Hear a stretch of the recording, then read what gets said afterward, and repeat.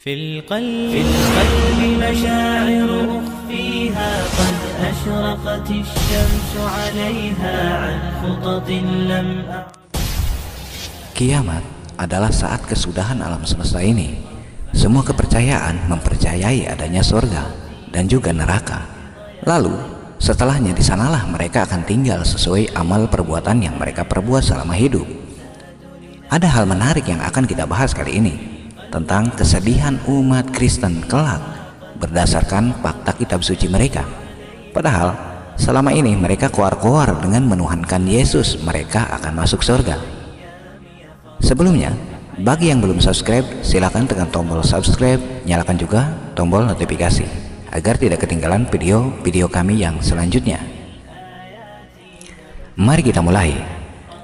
Menurut Alkitab, ternyata tidak ada satu ayat pun yang menyebutkan adanya pintu sorga bagi para pengikut Paulus, yaitu yang bernama Kristen.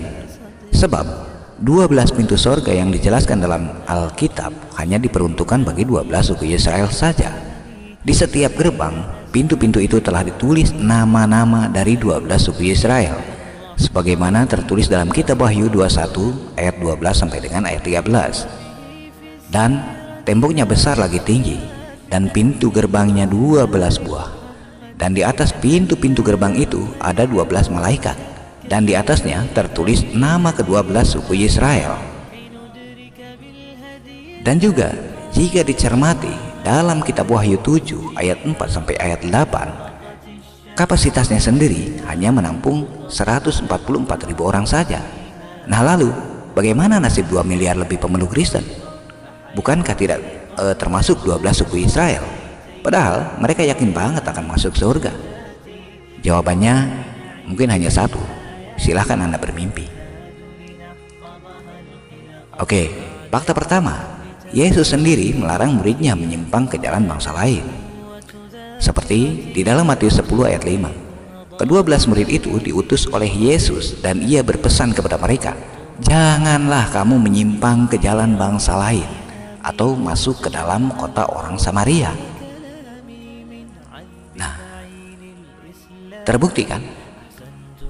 Karena fakta kedua, Yesus sendiri hanya menghakimi 12 suku Israel sebagaimana terdapat di dalam Matius 19 ayat 28. Kata Yesus kepada mereka, "Aku berkata kepadamu, sesungguhnya pada waktu penciptaan kembali, apabila Anak Manusia bersemayam di tahta kemuliaannya, kamu yang telah mengikuti aku akan duduk juga di atas tahta untuk menghakimi ke-12 suku Israel." Nah loh, nasib suku Yunani, suku Batak, Manado, dan Indonesia gimana? Bukankah selama ini juga mereka sama-sama menuhankan Yesus? Nah, lalu kita akan lihat Yesus menjawab, "Bukan setiap orang berseru kepadaku, 'Tuhan, Tuhan,' akan masuk kerajaan surga, melainkan dia yang melakukan kehendak Bapa-Ku di surga." Nah, lalu pada waktu itu aku akan berterus terang kepada mereka dan berkata, "Aku tidak pernah mengenal kamu. Nyahlah kamu daripadaku, kamu sekalian pembuat kejahatan." Itu tertulis jelas di dalam Matius 7 ayat 23. Loh, kok bisa Yesus berkata demikian? Ya tentu, karena jawabannya satu, Yesus tidak pernah mengenal Kristen. Kedua, Yesus tidak pernah mengutus Rasul bernama Paulus, kecuali hanya pengakuan sebelah pihak Paulus yang jelas-jelas bukan 12 murid Yesus. Ketiga, ibadah mana yang sesuai kehendak Bapa? Ibadah mana yang diajarkan oleh Yesus? Apakah ibadah hari Minggu? Lalu nyanyi-nyanyi? Yesus tidak pernah mengajarkan hal demikian. Jadi dari mana itu sumbernya?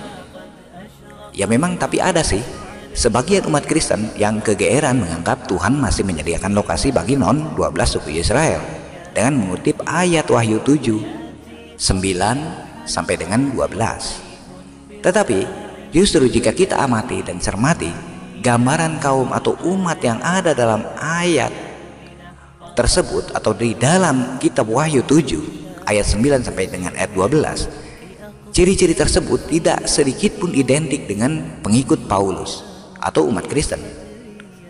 Dalam keterangan kitab Wahyu 7 ayat 9, orang-orang memakai jubah putih dan memegang daun palem. Nah, sudah lazim bagi kita semuanya, salah satu hal yang paling identik dengan pakaian jubah putih dan daun palem yaitu Arab. Dan semuanya itu merujuk kepada umat muslim tentunya. Terlebih lagi, di sana dijelaskan bahwa mereka berasal dari berbagai suku bangsa dan bahasa. Sementara Yesus hanya diperuntukkan untuk 12 suku Israel, dan Yesus diutus hanya untuk domba-domba yang tersesat dari suku Israel saja. Selanjutnya, pernyataan wahyu yang dikatakan Rasul Yohanes itu sangat jelas menunjukkan adalah sebuah kumpulan dari umat tertentu, karena sangat tidak mungkin jika kelompok orang yang dimaksud itu adalah umat Kristen, sebab umat Kristen tidak identik dengan pakaian putih dan daun palem. Terlebih lagi, jika umat Kristen mati tidak pernah dibungkus dengan kain putih, tetapi mereka memakai dasi, memakai jas, dan sebagainya. Tidak seperti Muslim melakukan seperti Yesus. Padahal kan jelas, Yesus sendiri ketika wafat hanya dibungkus dengan sehelai kain putih atau kain kafan yang sama seperti halnya Muslim. Itu tertulis jelas di dalam Yohanes 19 ayat 40 dan Matius 27 ayat 59.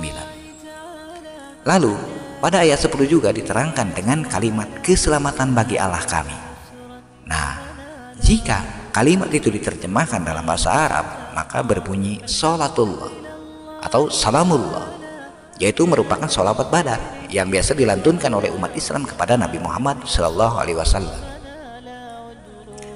Dan juga pada ayat 11 dan 12 juga lebih jelas dinyatakan dengan kalimat pujian kepada Allah, yaitu jelas di dalam Islam berarti tahmid, yaitu dengan perkataan alhamdulillah atau wasyukurillah la hawla wala quwwata illa billah. Jadi semuanya itu justru malah merujuk kepada umat muslim, tidak sama sekali teridentik dengan umat-umat Kristen atau umat-umatnya Bani Paulus. Semoga menambah wawasan. Jangan lupa share, like, and subscribe, dan nyalakan tombol notifikasi agar selalu mendapat konfirmasi untuk video-video kami selanjutnya. Terima kasih.